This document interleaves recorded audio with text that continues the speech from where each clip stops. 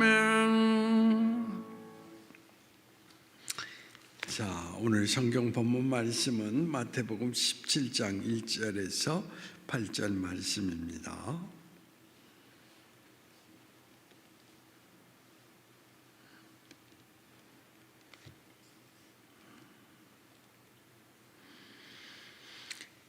저하고 교독하시도록 하겠습니다. 17장 1절에서 8절. 엿새 후에 예수께서 베드로와 야고보와 그 형제 요한을 데리시고 따로 높은 산에 올라가셨더니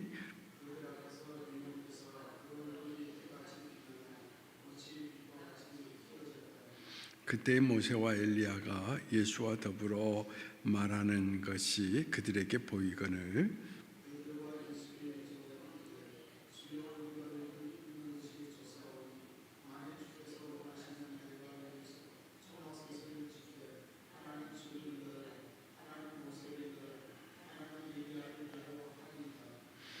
말할 때에 호련히 빛난 구름이 그들을 덮으며 구름 속에서 소리가 나서 이르시되 이는 내 사랑하는 아들이요 내 기뻐하는 자니 너희가 그의 말을 들으라 하시는지라.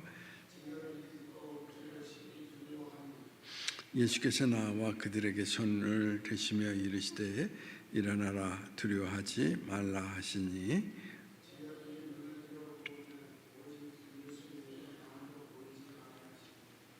아멘.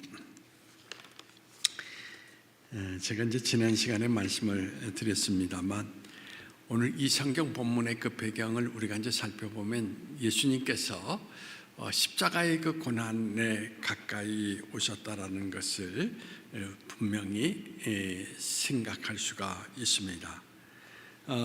바로 베드로의 신앙 고백이 있은 이후에 바로 이 엿새라고 하는 그 시간이 지난 시간 가운데에서 예수님께서 베드로 그리고 야고보의 형제 요한을 데리고 산에 오르셨던 것입니다. 12제자들 가운데에서 가장 가까운 제자들을 데리고 등반하셨다라고 이야기를 드릴 수가 있습니다. 그런데 이 산은 아마 제 생각으로는 헬몬산이었다라고 생각이 됩니다. 그런데 이 산 속에서 이상한 일이 벌어진 것을 우리는 찾아볼 수가 있는데 2절 말씀을 우리 다시 한번 보시도록 하겠습니다. 자, 2절 말씀 시작. 그들 앞에서 변형되사 그 얼굴이 해같이 빛나며 옷이 빛과 같이 희어졌더라. 그죠? 예수님께서는 이 사건이 있기 전에는 예수님은 육신의 몸 이상의 모습으로 자기 모습을 드러낸 적이 없습니다. 그냥 모든 사람과 같은 모습으로 다니시고 보여주셨던 것을 살펴볼 수가 있는데 오늘 이 본문 가운데에서는 인간의 몸이 변형이 되었다라고 하는 것을 여기에서 나타내 주고 있는 것을 찾아볼 수가 있습니다. 그것은 무엇을 의미하느냐?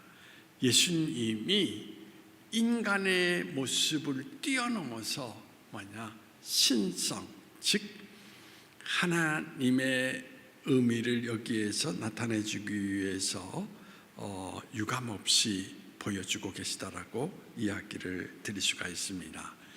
그러니까 제자들은 지금까지 경험해 보지 못했던 놀라운 경험을 하게 되는 데에 그 모습을 바라보면서 제자들은 어떤 모습에 빠져들었냐면 황홀감에 빠져들었다라는 것입니다. 정말 예수님이 빛나는 모습 가운데에서 정말 아름답고 신비하고 그 이상의 모습을 바라보면서 흠뻑 젖어 있었다라는 이야기죠. 그래서 오늘 본문에 보면은 4절 말씀을 한번 보시도록 하겠습니다. 자, 시작. 베드로가 예수께 여쭈어 이르되 주여 우리가 여기 있는 것이 좋사오니 만일 주께서 원하시면 내가 여기서 초막셋을 짓되 하나는 주님을 위하여 하나는 모세를 위하여 하나는 엘리야를 위하여 하리이다. 그렇죠?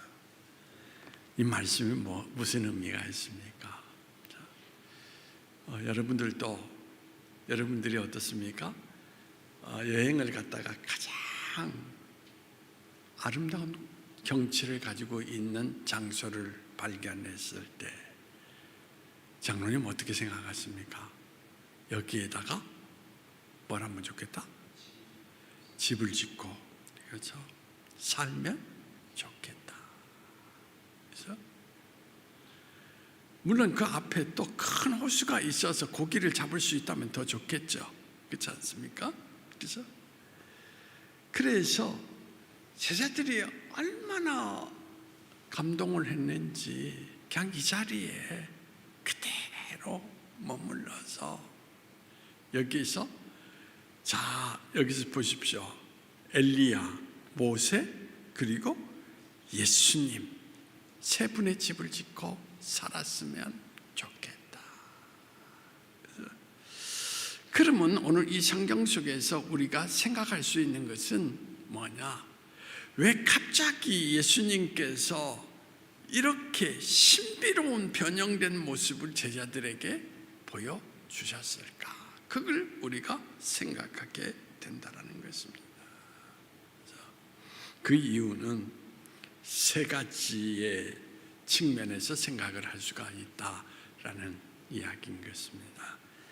첫째는 제자들을 격려하기 위해서라는 것입니다. 예수님은 이제 제자들에게 그런 말씀을 하시거든요. 조금 있으면 나는 뭘 당하게 될 것이다? 고난을 겪고 죽게 될 것이다 라고 말씀하셨습니다.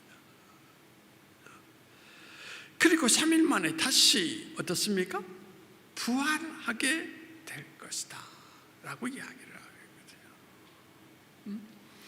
그래서 이 변형의 사건은 무엇을 의미하느냐라고 이야기할 때 부활한 그리스도의 몸 또는 부활한 우리 인간의 몸이 이와 같이 어떻습니까? 모습이 변화될 것이다 라는 것을 나타내주는 하나의 상징적인 사건인 것입니다. 그런데 예수님께서 특별히 오늘 이 성경 말씀 속에서 우리가 보면 본문 지나서 9절 말씀 한번 읽어보시도록 하겠습니다. 시작. 그들이 산에서 내려올 때 예수께서 명하여 이르시되 인자가 죽은 자 가운데서 살아나기 전에는 본 것을 아무에게도 이르지 말라. 그렇잖아요. 여기에서 그래서 아무에게도 말하지 말라. 너희만 간직하라. 그렇다면 여기에서 우리가 생각할 수 있는 것은 베드로, 야고보의 형제 요한에게 뭔가 특별한 의미를 주기 위해서 다른 사람이 아니라 그래서 다른 사람에게는 알리지 말라라고 여기에서 강조하고 있는 것을 찾아볼 수 있는데 특별히 여기에서 우리가 생각할 수 있는 것은 뭐냐? 믿음의 힘을 주시기 위함이었다 라고 이야기를 드릴 수가 있습니다. 여러분들도 이제 신앙생활 가운데에서 기도하다가 또는 말씀을 보다가 그때에 여러분이 어떻습니까? 신령한 체험을 하게 되면 어떤 마음이 생깁니까? 믿음이 좋아집니까? 아니면 믿음이 떨어집니까? 믿음이 좋아지잖아요. 정말 하나님 살아계시구나. 살아계신 하나님으로 내가 어떻습니까? 이제 확신 있는 믿음을 갖고 살아간다는 것입니다. 그래서 여기서 이제 모세, 엘리야, 모세를 등장하고 있는데 모세를 생각을 해보십시오. 모세의 믿음이 어느 때 비로소 하나님을 향하여서 형성되었죠? 어디에서? 네? 홍해를 지나갈 때? 근데 그 이전에 하나님께서 그를 호렙산에서 불떨기 나무에서 그를 만나 주시잖아요. 그래서 그때의 모세는 그 이전에 하나님에 대한 이야기를 어머니 요게벳으로부터 들었지만은 자기 자신의 믿음이 사실은 그다지 크게 형성되어 있지 않았습니다. 그런데 그때 하나님의 음성을 듣고 하나님의 어떤 특별한 형상의 그 모습들을 바라보면서 살아계시구나 라는 거죠. 그것을 마음속에 새기면서 하나님에 대한 뭘 갖게 되느냐? 확신을 갖게 되었다라는 이야기인 것입니다. 그래서 신앙생활 할 때에 여러분들에게도 신령한 체험이 때로는 필요하다라는 것입니다. 여러분들이 어떻습니까? 하나님이 갑자기 여러분 마음속에 들려주시는 음성을 듣는다든지, 갑자기 여러분의 마음에 감동시켜서 이렇게 가라 하는 그러한 어떤 계시가 나타난다든지, 바로 그런 것을 통하여서 계시가 중요한 것이 아니라 우리의 믿음이 더 형성된다라는 것이에요. 그렇잖아요. 그것을 오늘 이 성경 속에서 나타내주고 계시다라는 것을 말씀을 드릴 수가 있습니다. 아무튼 모세는 그러한 하나님의 확신을 갖고 난 다음에 그는 하나님께서 어떻습니까? 이스라엘 백성을 이끌고 이제 애굽에서 그들을 데리고 떠나라 라고 이야기하시잖아요. 사실은 그가 애굽에서 자기가 이집트 한 사람을 죽인 일로 인해서 자기가 죽임을 당할까 봐 두려워서 그것을 떠났지 않습니까? 그죠? 그런데 바로 다시 그 장소에 가서 이스라엘 백성을 이끌고 10가지 재앙을 통하여서 이스라엘 백성을 이제 어떻습니까? 출애굽시키는 지도자가 되는 것을 찾아볼 수가 있습니다. 그러므로 여러분들도 오늘도 저는 꼭 신령한 체험 꼭 할 수 있기를 바랍니다. 그래서 때로는 금식도 하고, 그렇죠?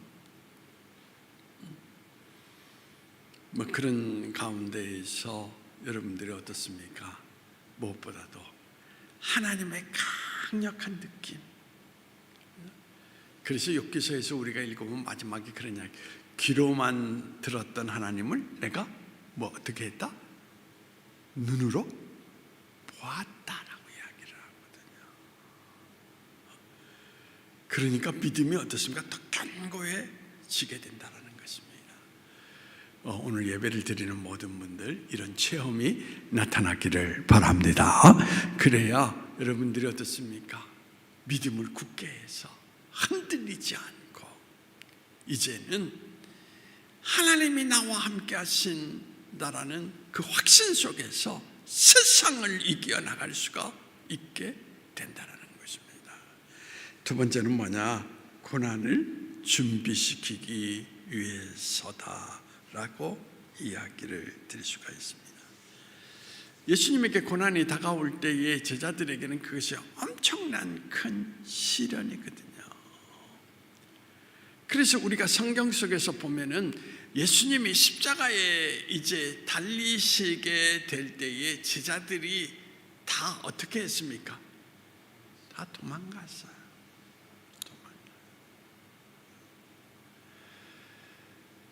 바로 고난의 세계를 견디지 못하고 그들이 뿔이 흩어졌던 것을 찾아볼 수 있는데, 그렇죠?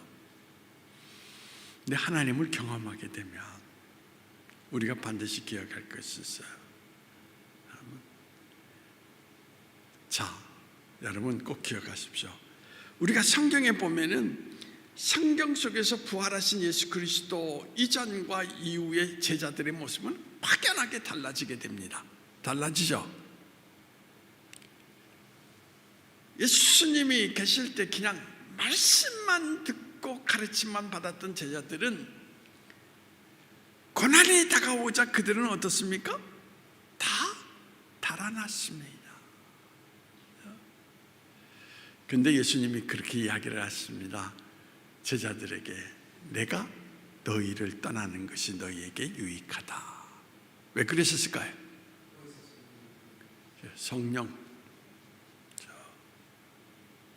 성령은 어떤 영이냐? 하나님을 알게 하시는 영이거든요.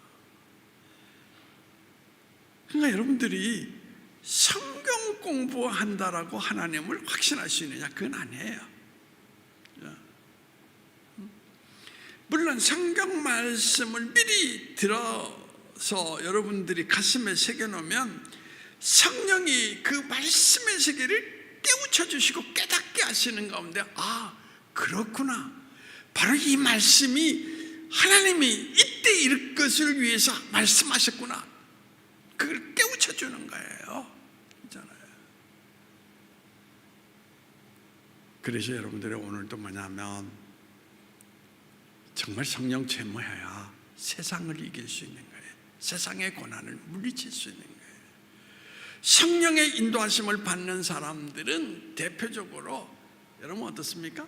세상이 어찌할 수 없는 사람이라고 하는 거, 그것을 나타내주고 있다는 것입니다. 그래서 성경 속에 나타나는 요셉 하나는 분명히 요셉은 꿈의 사람이라고 이야기하잖아요. 그렇죠? 그런데 꿈이라고 하는 것은 구약 성경 가운데에서 우리가 볼 수 있는 것은 성령이 그 인생 가운데 계시해 주신 하나의 사건이다라고 이야기를 할 수 있습니다. 그래서 요셉은 수많은 역경을 겪게 되는 거거든요. 그런데 그때에 여러분들이 잘 보십시오. 요셉이 어떤 사건, 보디발 장군의 집이라든지 또는 어떻습니까? 감옥에 갇혀서 여러분 머물러 있을 때라든지, 그렇잖아요. 여러분들 잘 보십시오. 요셉이 쫄아드는 거 봤습니까? 전혀 요동함이 없어요. 전혀. 다니엘처럼 사자굴 속에 들어갔음에도 불구하고 전혀 요동함이 없잖아요. 그렇죠?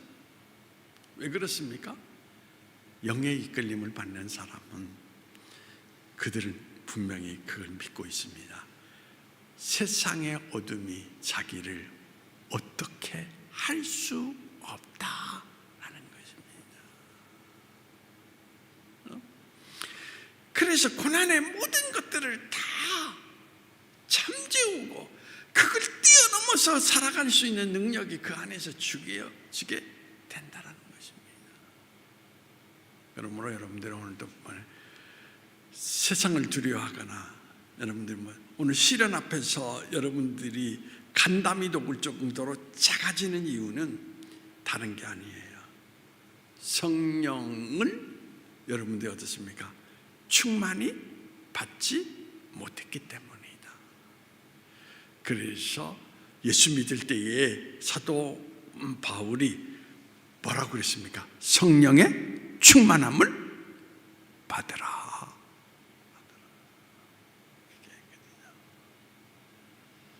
그런데 예수님께서 변화산 속에서 변형된 사건은 바로 영의 사건이잖아요. 그렇죠?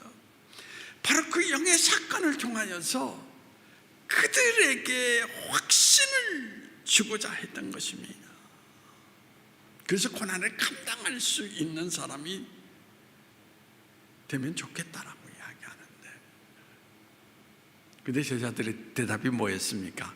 베드로가 그냥 황홀감 속에 빠져가지고 뭐라고 얘기했죠? 여기에 집을 3개 짓고 여기 그냥 살았으면 좋겠습니다. 예수님은 영적으로 이야기를 하고 싶은데 그들은 어떻습니까? 하나의 육신적인 모습 가운데에서 그냥 여기 참 좋다. 그래서 제가 생각하는 것은 뭐냐면, 여러분, 예수님이 하신 말씀 들어도 듣지 못하고 보아도 보지 못한다. 그 말은 무슨 말이냐면 신앙은 깨달음이 있어야 돼. 깨달음. 지금 장로님에게 하나님의 영이 다가와서 여러 가지 모양으로 이렇게도 역사하시고 이렇게도 역사하시고, 근데 장로님이 뭐냐? 그걸 깨닫지 못하면 그것은 그냥 어떻습니까? 지나가버리고 만다라는 이야기겠습니다. 그러므로 하나님은 여러분들이 꼭 예수 믿을 때에 여러분들이 어떤 현상이 있어야 되느냐? 그냥 교회 왔다 갔다 하지 마시고 성령의 충만함을 구하면서 내게도 주여 성령의 충만함을 허락하소서 라고 하면은 그 충만함을 입을 때에 여러분들은 어떻습니까? 삶에 여러분들을 짓누르고 있던 어둠의 모든 것들을 다 물리칠 수가 있는 거예요. 그런 사람은 세상이 감당할 수가 없어요. 반드시 그 사람의 길 가운데는 뭐가 있습니까? 승리자의 길이 주어지게 된다라는 이야기인 것입니다. 저는 여러분 그런 사람 됐으면 좋겠어요. 제가 오늘 성경도 읽으면서 에스더 왕이 부르기 전에 어떻습니까? 왕 앞에 나가면은 죽임을 당한다라는 기율이 있습니다. 근데 모르드게가 그런 이야기를 하잖아요. 네가 왕 앞에 나가지 아니하면 이 민족 전체가 죽을 뿐만 아니라 너도 죽게 될 것이다. 사실 너를 왕비로 세운 것은 바로 이때를 위함이니 나가라. 근데 거기에서 가장 중요한 단어가 있어요. 그냥 나갔습니까? 뭐 하고 나갔습니까? 아직 여러분 거기까지 못 읽었을 거예요. 저는 좀 앞에서 에스더서에서 그렇죠. 금식하며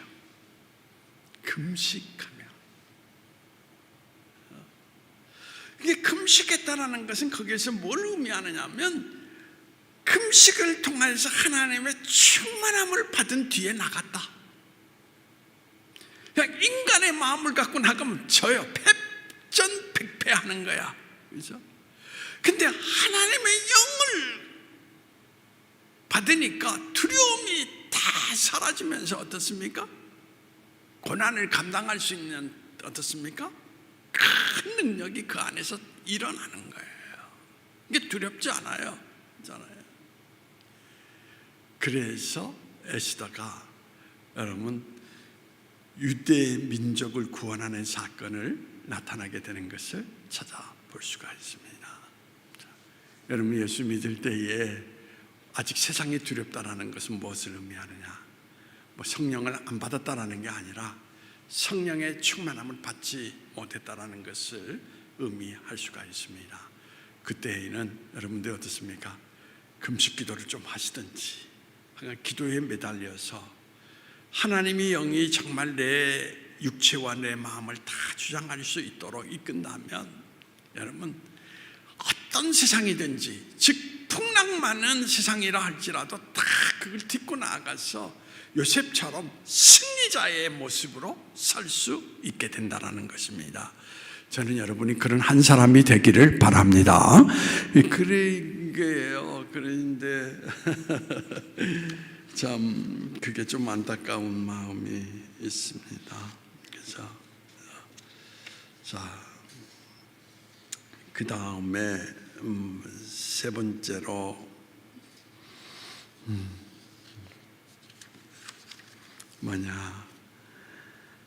여러분 제자들에게 그리스도의 말씀을 순종하며 살게 하기 위함이다 라는 이야기인 것입니다. 하나님은 제자들에게 황홀한 모습을 보여주셨습니다. 그래서 예수님의 그 가르침이라고 하는 것은 그냥 인간의 가르침이 아니라 그 변형된 모습을 통하여서 내가 곧 뭐다? 생명의 주 하나님이시다 라는 것을 나타내주고 있는 것입니다. 그래서 오늘 성경 말씀 5절을 한번 보십시다. 5절. 자, 장로님 5절 보시도록 하겠습니다.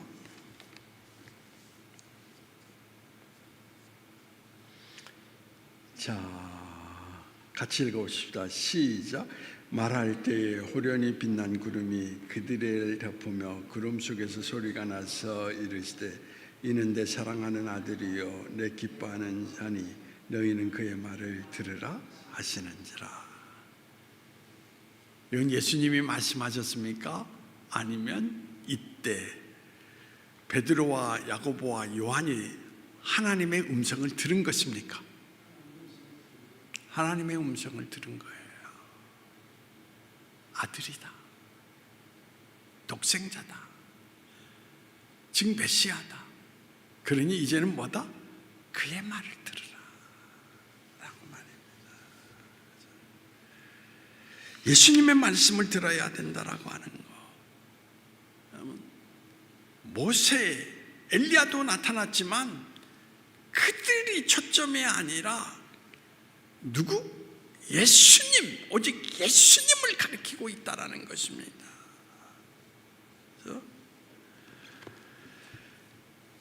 그래서 여러분, 우리의 신앙의 초점은 항상 예수님께 맞춰져 있어야 되는 것입니다. 여러분 보십시오.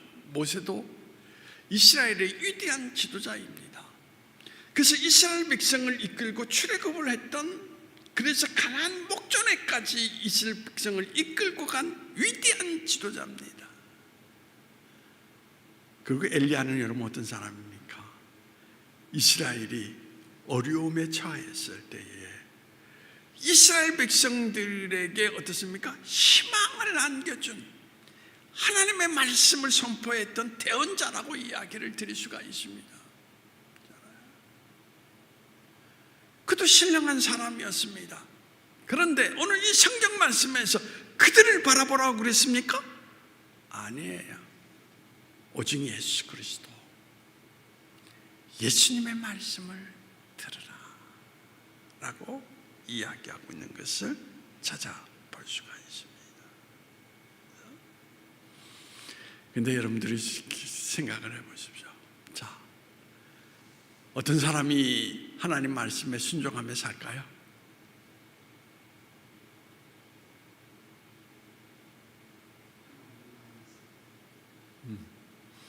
제가 이렇게 쭉 보니까 일반적으로 성경 공부해가지고는 하나님 말씀대로 안 살아요. 근데 입신을 하거나 그래서 천국과 지옥을 갔다 온 사람은 인생이 확 바뀌어버려요. 하나님의 나라와 그 모든 것들을 보고 온 사람들은 철저하게 하나님 말씀 따라 살아갑니다. 그것이 바로 어떻습니까? 생명의 길이라는 것을 알기 때문에 그렇잖아요. 그래서 예수님은 오늘도 정말 내가 살아계신 하나님인 것을 스스로 보여주심으로 말미암아 그들이 하나님의 말씀대로 살아갈 수 있도록 그들을 붙잡아 주시고 이끌어 주시고 계시다라는 이야기입니다.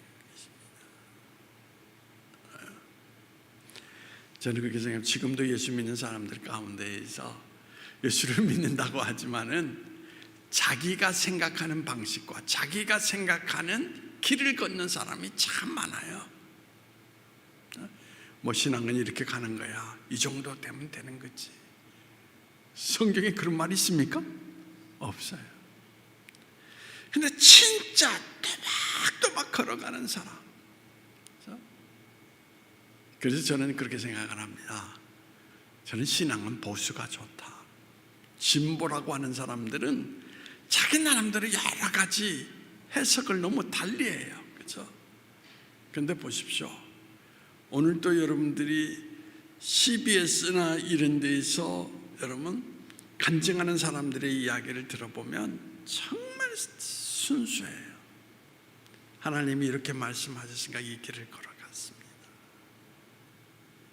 그런데 거기에 놀라운 일이 있다라는 거, 그게 곧바로 뭐냐? 영성이다. 영성이다. 그래서 여러분들이 중요한 게 그거예요. 하나님 말씀대로 그대로 살지 못하는 것은 그 사람은 아직도 하나님이 강하게 이끌어가는 영성의 힘이 없는 사람이에요.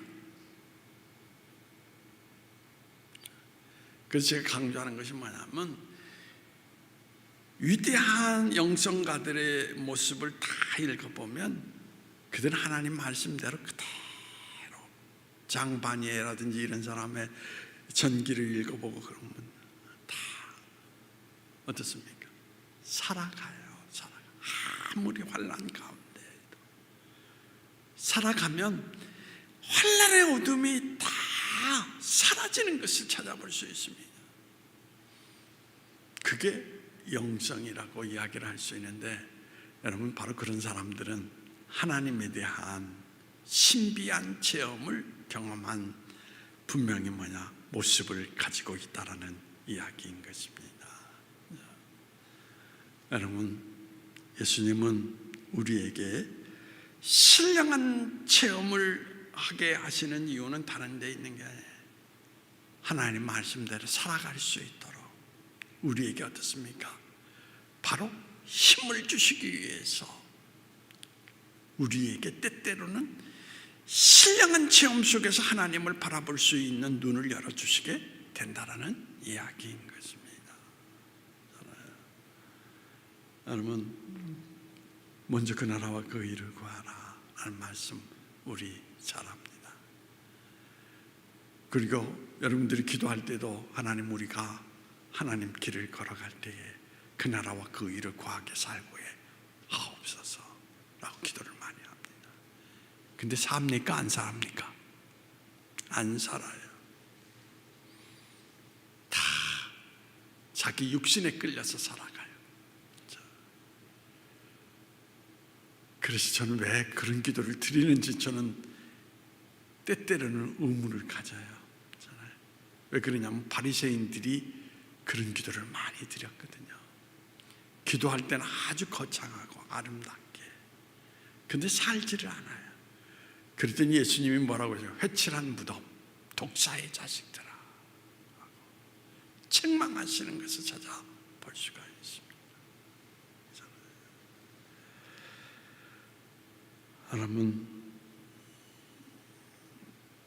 여러분들이 지금도 마찬가지예요. 삶에 여러분들에게 인생의 큰 폭풍우가 몰아쳤을 때 어떻습니까? 예수님의 말씀대로 살아가십니까?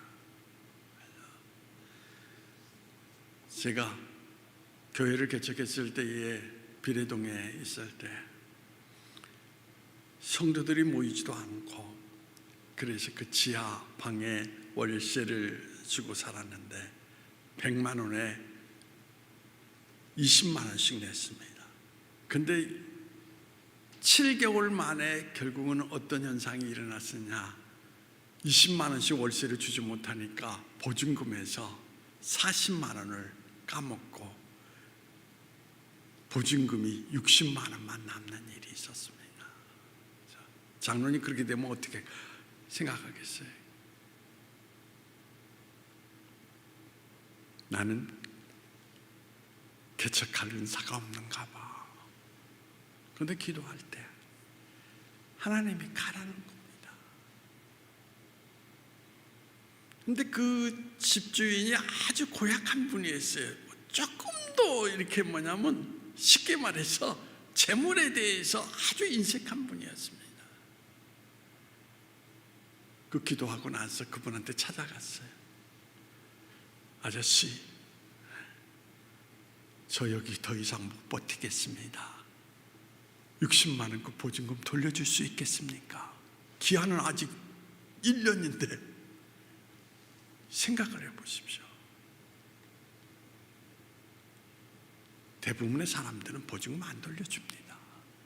마지막까지 채워야 된다고. 아니면 다른 사람을 세를 드리고 내보내달라. 그죠? 근데 그 아저씨가 그렇게 하겠다고. 그래서 거기에 조금 더 보태서 용두동 100만 원에 10만 원짜리로 이사 온 거예요. 그래서 생각을 해보십시오.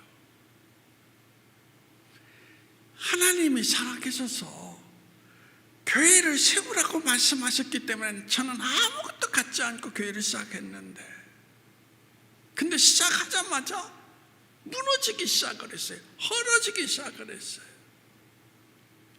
그러나 이미 하나님의 신령한 체험 속에서 나는 하나님의 살아계심을 보았기 때문에 그 길을 여전히 걸어가는 것입니다.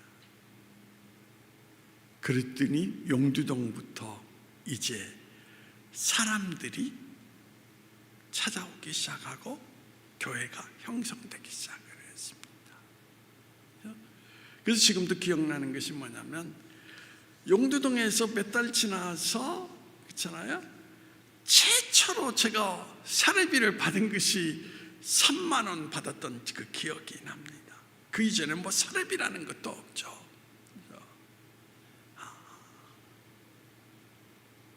하나님 말씀에 순종하고 갈 수 있는 능력, 그것은 사람의 마음속에서는 되지 않습니다. 영의 이끌림을 받게 되면 그걸 딛고 나갈 수가 있다는 것입니다. 우리는 하나님의 영의 인도하심을 받고 있느냐 없느냐라는 것을 뭘로 볼 수 있느냐? 어려움이 찾아왔을 때 하나님 뜻에 순종하며 걸어가느냐, 걷지 못하느냐, 그걸 보면 저 사람이 영의 사람인가 아니면 육체의 사람인가를 분별할 수가 있게 되는 것입니다. 가만히 생각을 해보면 지금 그렇잖아요. 그때 나는 목회의 재능이 은사가 없는가 포기했더라면 오늘 교회는 생기지 않았어요. 그렇죠? 그럼에도 불구하고 그렇게 걸어갔고, 또 용두동에서 있었던 그 사건이 바로 지금도 기억할 수 있는 것이, 안영천에 가서 청년 학생들이 나가서 야유회를 갔다가 거기서 물에 빠져 죽는 사건이 일어났습니다. 근데 하나님께서 하나님에게 길을 걸어가라라고 말씀하셔서 그걸 딛고 나가니까 그 죽은 아이의 삼촌이 장애자인데 목사님이었습니다. 아버지도 없고 어머니만 계신데 그분이 와서 오히려 저를 위로합니다. 전도사님, 이 아이의 데려가시면 하나님의 뜻입니다. 아무것도 염려하지 마십시오. 그래서 여러분들의 오늘도 영의 이끌림을 받는 사람은 환경에 따라 살지 않습니다. 말씀에 순종하고 살아간 것입니다. 그래서 성경 말씀에 뭡니까? 주의 말씀을 의지하여, 베드로가 선생의 말씀을 의지하여 내가 그물을 던지리이다, 그렇게 말. 그랬더니 거기에 어떻습니까? 수많은 고기가 나타나더라 라는 이야기인 것입니다. 바로 이렇게 순종하며 살아갈 수 있는 힘을 그들에게 부여해 주기 위해서 영적인 사건을 보여주셨던 것입니다. 저는 오늘도 그렇습니다.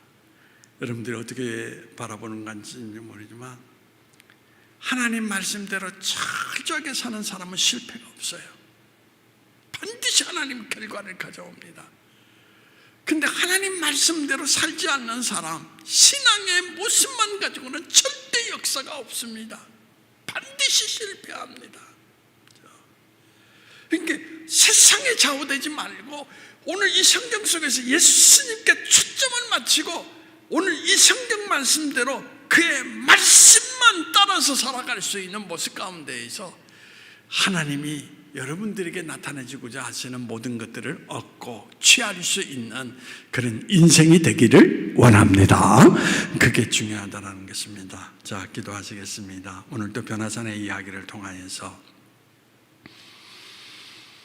우리에게 여러 가지 교훈을 주셨습니다. 무엇보다도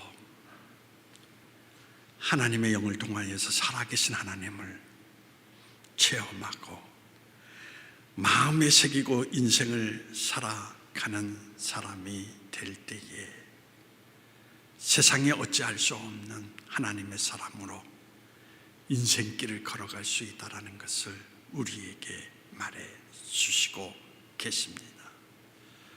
주님, 더 이상 무늬만 있고 모양만 있는 그리스도인이 되지 않게 하시고 성령 충만함을 받고 성령의 이끌림 속에 나라를 살아갈 수 있는 우리가 되게 하여 주시옵소서.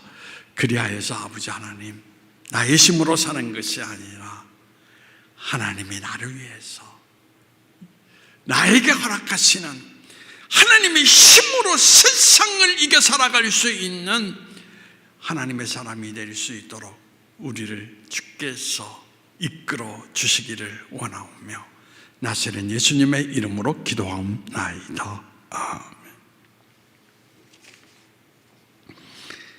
자, 60장 찬송을 부르시겠습니다.